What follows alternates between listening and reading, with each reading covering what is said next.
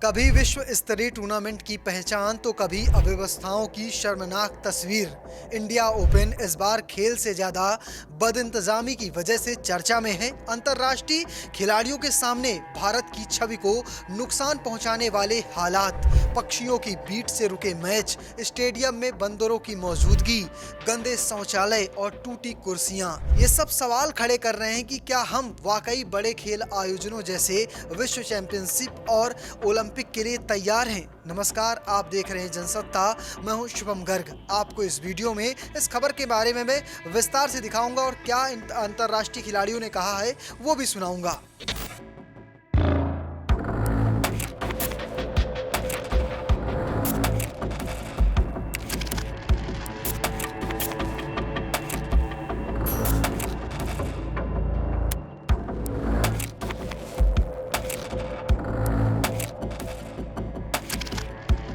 India open super 750 tournament इस बार खेल प्रदर्शन से ज्यादा अव्यवस्थाओं की वजह से सुर्खियों में है। अंतर्राष्ट्रीय स्तर के इस बैडमिंटन टूर्नामेंट में जो तस्वीरें सामने आई हैं, उन्होंने भारत को वैश्विक मंच पर असहज स्थिति में ला खड़ा किया है। मैचों के दौरान पक्षियों की बीट गिरना, स्टेडियम में बंदरों का घूमना, गंदे शौचालय, टूटी कुर्सियां और अभ्यास क्षेत्रों के खराब हालात, इन सभी बातों ने आयोजन पर गंभीर सवाल खड़े कर दिए हैं। डेनमार्क की मशहूर बैडमिंटन खिलाड़ी मिया बिचफेल्ड ने केडी जाधव इंडोर कॉम्प्लेक्स की बुनियादी सुविधाओं को लेकर खुलकर चिंता जताई है। इंस्टाग्राम पोस्ट पर उन्होंने लिखा कि भारत के बीते कुछ दिन बहुत मुश्किल रहे हैं, मेरी उम्मीद से भी ज्यादा। मैंने मानसिक रूप से खुद को सबसे बुरे हालात के लिए तैयार किया था, लेकिन जो परिस्थितियां हमें मिली वो बिल्कुल अस्वीकार और बेहद गैर पेशेवर हैं। खिलाड़ी यहां प्रदर्शन करने और अपनी तैयारियों पर ध्यान देने आते हैं, लेकिन मौजूदा हालात में केवल खेल पर फोकस करना बेहद कठिन हो जाता है। मिया ने कहा कि एक वर्ल्ड टूर सुपर 750 टूर्नामेंट में हर कोई तनाव और निराशा महसूस कर रहा है। शुरू में आप इसे मजाक में लेते हैं, लेकिन आखिरकार ये ना तो मजेदार है और ना ही खिलाड़ियों के लिए उचित। पक्षियों की बीट से रुका मैच।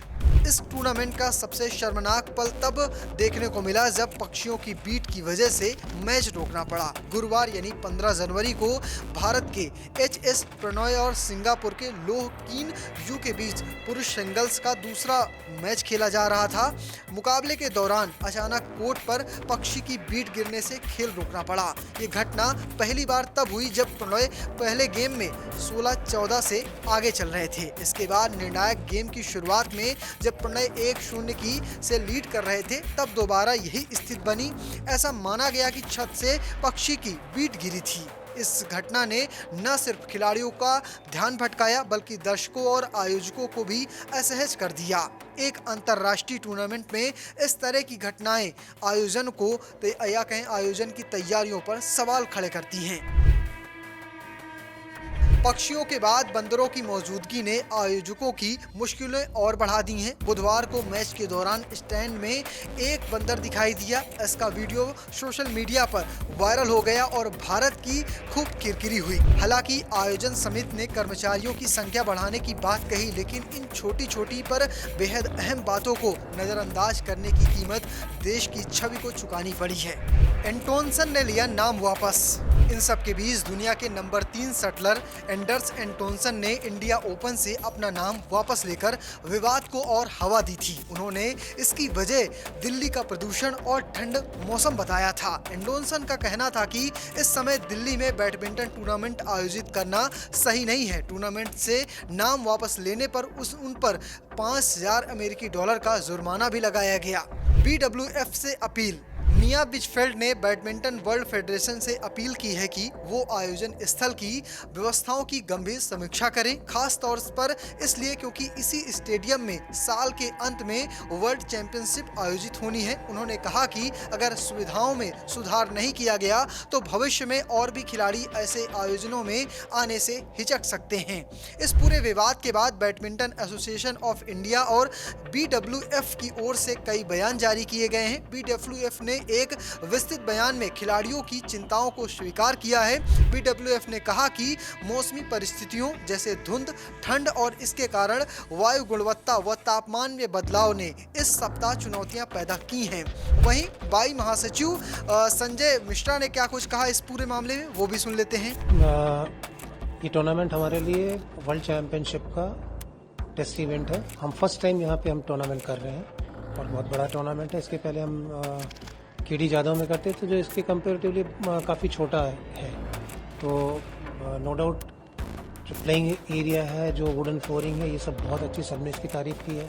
और जहाँ तक मुझे मालूम है अकोमोडेशन, होटल या ट्रांसपोर्टेशन, इसकी तो कोई दिक्कत है ही नहीं। और जैसे मियाँ का जो है वो हो सकता है उसका पर्सनल उसका प्रॉब्लम हो, थोड़ा सा उसको कुछ इश्यूज़ हैं, डस्ट और वो सबको लेके एलर्जी है या जो भी है, तो हम इसके लिए तो हम कुछ नहीं बोल सकते हैं। बट ओवरऑल जो जितना मुझे मालूम है कि प्लेयर्स, कोचेस, इनने अप्रिशिएट किया है और बीआई ने, स्पोर्ट्स मिनिस्ट्री ने, हम सब ने पिछले 1-1.5 महीने में स्टेडियम में बहुत काम किया है। मैं ये भी नहीं बोल सकता हूँ कि 100% वर्ल्ड चैंपियनशिप के लिए ये तैयारी के बाद परफेक्ट था, लेकिन हमने इवेंट किया है इसलिए कि कुछ छोटी मोटी अगर कमियां हैं तो हम उसको वर्ल्ड चैंपियनशिप में ठीक करेंगे। और ऑफ कोर्स वर्ल्ड चैंपियनशिप में आपको एक सब कुछ बेहतरीन मिलेगा। जो मैंने बोला, जैसे पिजन उड़ रहे थे, उसको हम कुछ नहीं कर सकते हैं। ठंड है, ठंड नो डाउट है। उसके लिए जब हमको मालूम चला तो हमने हीटर्स लगा दिए हैं। शाम को हम और हीटर्स बढ़ा रहे हैं। तो और जहाँ तक वर्ल्ड चैंपियनशिप की बात है, अगस्त में है, तो उस समय ठंड वाला प्रॉब्लम नहीं रहेगा। और इस पे भी स्टेडियम में हम और वर्ल्ड चैंपियनशिप बीडब्ल्यूएफ से भी और बात करके जो उनकी रिक्वायरमेंट है एज पर बीडब्ल्यूएफ नॉर्म्स, और जो रिक्वायरमेंट होगी वो हम सब करेंगे। मिनिस्ट्री ने ऑलरेडी अश्योर किया है कि वर्ल्ड चैंपियनशिप के लिए जो कुछ भी जरूरी होगा वर्ल्ड फेडरेशन के हिसाब से वो सारा सब कुछ हम करेंगे और वर्ल्ड चैंपियनशिप नो डाउट बहुत अच्छी तरीके से होगा।